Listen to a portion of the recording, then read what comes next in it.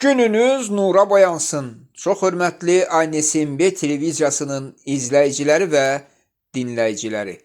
Sizlərlə yenidən ANSMB tribunası verilişinin günün statları rubrikasında görüşürük. Əlbəttə, günün ən başlıca statı Ciddə danışıqları ilə bağlıdır. Belə ki, Səudiyyə Ərəbistanının Ciddə şəhərində Amerika Birləşmiş Ştatları və Ukrayna nümayəndələri arasında siyasi danışıqlar baş tutub. Danışıqların predmeti əlbəttə Ukrayna və Rusiya arasında gedən qanlı müharibə olub. İndi dünyanın bütün kütləvi informasiya vasitələri, media orqanları məhz bu məsələ barəsində yazmaqdadırlar. Bəs ümumiyyətlə bu görüşdə tərəfləri kimlər təmsil eləyib? Görüş hansı nəticələrlə yekunlaşıb? İstərdik ki, bax, bu suallara cavab verməyə çalışaq. Əlbəttə, dünyanın kütləvi informasiya vasitələrindən əldə etdiyimiz məlumatlarla.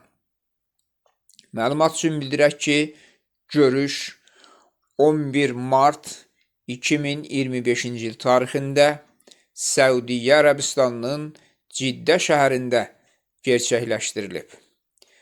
Görüşdə Ukrayna tərəfindən Ukrayna Prezidenti Ofisinin rəhbəri Andrey Yermak, Ukrayna Xarici İşlər Nazirliyinin rəhbəri Andrey Sbiqa və Müdafiə Naziri Rüstəm Umerov, Amerika Birləşmiş Ştatları tərəfindən Amerika Birləşmiş Ştatlarının dövlət katibi Marco Rubio və Amerika Birləşmiş Ştatları Prezidentinin Milli Təhlükəsizlik məsələləri üzrə müşaviri Mike Waltz iştirak eləyib. Əlbəttə, Amerika Birləşmiş Ştatları tərəfindən bu görüşdə iştirak edən şəxslərin mötəbərliyi bəllidir. Çünki Marco Rubio Amerika Birləşmiş Ştatlarının dövlət katibidir və Amerika Birləşmiş Ştatlarının prezidenti Donald Trump'ın təlimatları üzrə hərəkət eləyir. Eləcə də Milli Təhlükəsizlik məsələləri üzrə müşavir Mike Waltz. Deməli, bu görüşdə nə təklif olunub? Fikir mübadiləsi hansı istiqamətdə gedib? Görüşdə təklif olunub ki, 30 günlük müvəqqəti atəşkəs elan olunsun. Əlbəttə, Rusiya ilə. Bu təklifə Ukrayna tərəfi razılıq verib. Elə Prezident Vladimir Zelenski də görüş başa çatdıqdan sonra çıxış eləyib mətbuatda, kütləvi informasiya vasitələrinin nümayəndələrinin qarşısında və bildirib ki, o bu təklifə razıdır. Ancaq bu görüşdə Prezident Vladimir Zelenskinin istefası məsələsi müzakirə olunmayıb və müzakirə predmeti kimi nəzərdən də keçirilməyib. Eləcə də Ciddə görüşündə bütün jurnalistləri digər bir məsələ də maraqlandırırdı. Təbii ki, bu məsələ zəngin, nadir daha doğrusu, metallarla zəngin olan Ukrayna torpaqları barədə bir məsələ idi. Bu məsələdə bu görüşdə müzakirə olunmayıb.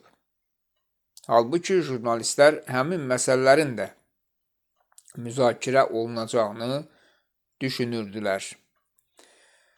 Bu görüşdən sonra əlbəttə dünya informasiya kanallarında, informasiya orqanlarında görüş təhlil edilməyə başlanılıb. Belə düşünülür ki, 30 günlük müvəqqəti atəşkəs tərəflərə növbəti əməliyyatlara hazırlaşmaq üçün imkan verəcək. Təbii ki, bu fürsətdən həm Ukrayna tərəfi, həm də Rusiya tərəfi istifadə eləyə bilər. Ancaq digər bir məsələ diqqət mərkəzində olub, belə ki, bu görüşün keçirildiyi bir vaxtda Rusiyanın Moskva vilayətinə, Moskva şəhərinə Ukrayna tərəfindən kütləvi dron hücumu olub. Bu ən kütləvi dron hücumu hesab olunur. Təbii ki, müharibənin gedişatı müddətində müşahidələr göstərib ki, Ukrayna tərəfi 300-dən artıq dronla hücum eləyib. Ancaq indiyə qədər bu səviyyədə, yəni bu qədər dronun iştirakı ilə hücum olmamışdı. Bunu siyasi şərhçilər müxtəlif aspektlərdən izah eləyirlər. Ancaq bu şərhlərin içərisində üstünlük qazanan əsas versiya ondan ibarətdir ki, bu danışıqların gedişatı zamanı Rusiya tərəfinə təzyiq göstərmək məqsədi güdür. Şərhçilər bunu belə dəyərləndirirlər, belə izah eləyirlər. Və digər tərəfdən Suca məsələsi də hal-hazırda diqqət mərkəzindədir. Yəni, bax, bu Ciddə görüşünün fonunda Rusiya əskərlərinin Suca ərazisində olması, orada sərbəst hərəkət etməsi, bu faktlar nəzərdən qaçmır. Və Ukrayna tərəfdən şərhçilər bildirirlər ki, Ukrayna tərəfi şuurlu surətdə bu addımı atıb, Sucadan geri çəkilib və hazırda orada Rus əskərləri müşahidə olunmaqdadır. Ancaq Ukrayna şərhçilərinə kütləvi informasiya vasitələri nümayəndələri tərəfindən suallar verilir ki, bəs Ukrayna əskərlərinin mühasirəyə alınması, mühasirəyə düşməsi təhlükəsi nə dərəcədədir? Ukrayna şərhçiləri, siyasi icmalçıları bu suala cavab olaraq bildirirlər ki, Ukrayna əskərlərini heç bir mühasirə təhlükəsi gözləmir. Kursk məsələsi ilə bağlı da, bax, bu Ciddə görüşünün fonunda suallar yağdırılır və bildirilir ki, Rusiya bu sahədə xeyli irəli gedib. Son günlər artıq 32 yaşayış məntəqəsini Kurskinin, deməli, Ukraynalılardan xilas eləyib, azad eləyib. Yəni, işğal altından qurtarıb Rusiya tərəfi, belə məlumatlar var. Yəni, bu məsələlər də bu Ciddə görüşünün fonunda hal-hazırda dünya kütləvi informasiya vasitələrində müzakirə olunmaqdadır. Bu görüşdən sonra, Ciddə görüşündən sonra Amerika Birləşmiş Ştatlarının prezidenti Donald Trump bildirib ki, təbii ki, bu görüş barədə Rusiya tərəfinə yenidən müraciət olunmalıdır. Jurnalistlər soruşublar ki, yəqin ki, Putinin bu məsələ ilə bağlı mövqeyi öyrənilməlidir. Donald Trump cavab olaraq bildirib ki, əlbəttə bu mövqe öyrənilməlidir. Yəni, bu mövqenin öyrənilməsi çox vacibdir, çox zəruridir. İndi Putinin hansı cavabı verəcəyi isə hələ bəlli deyil. Çünki Vladimir Putin bir dövlət təhlükəsizlik orqanı əməkdaşı olaraq, bu sahədə zəngin təcrübəyə malik bir kadr olaraq proqnozlaşdırılmaz bir insandır və onun nə vaxt necə hərəkət edəcəyini qabaqcadan bilmək mümkün deyil. O ki, qaldı Avropalılara, Avropa müttəfiqlərinə, onlar bu Ciddə görüşünü yüksək qiymətləndiriblər və onlar qeyd ediblər ki, ümumiyyətlə 30 günlük də olsa sülhün əldə edilməsi, müvəqqəti atəşkəs olsa belə, bu Ukrayna üçün uğurdur.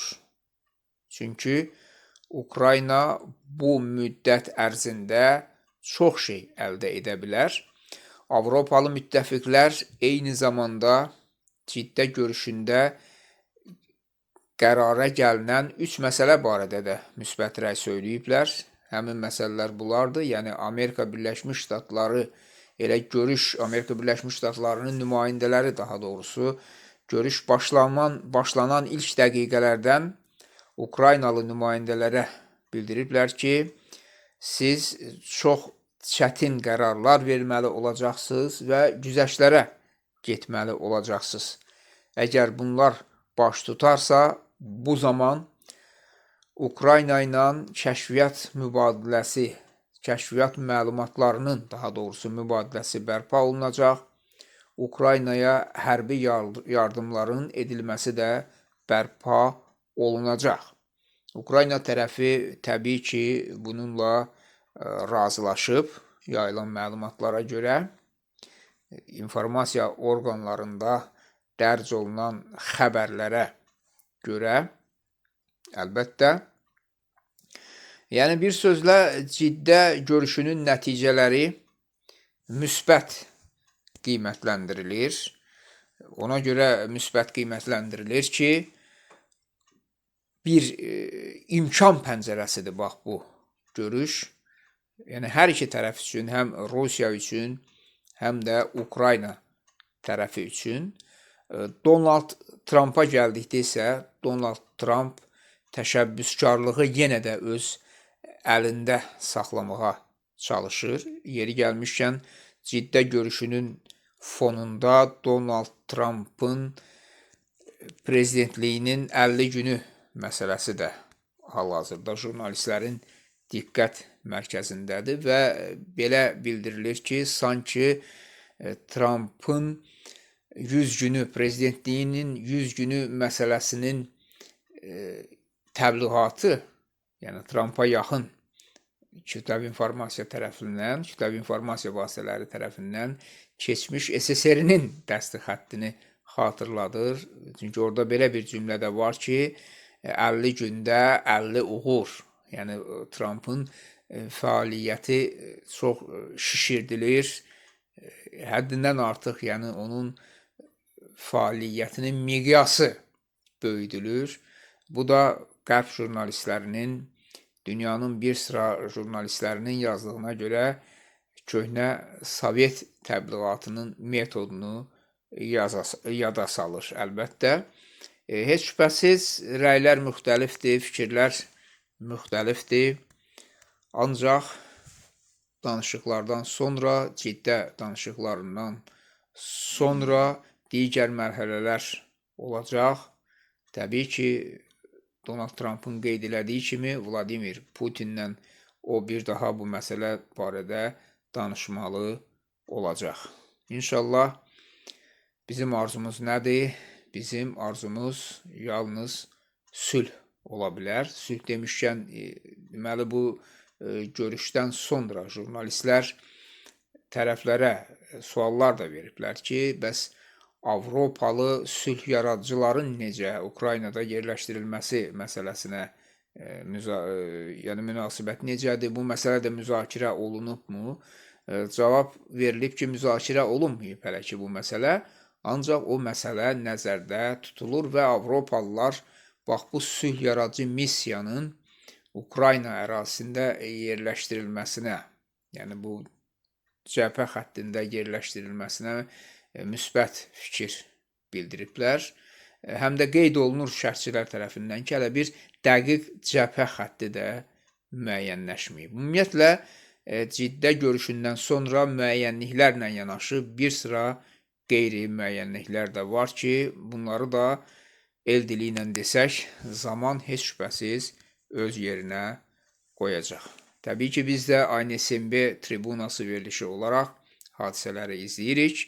Ona görə, hörmətli izləyicilər, siz də bizləri izləyin. İnşallah növbəti dəfə sizlərlə görüşənədək. Hələlik sağ olun, salamat qalın.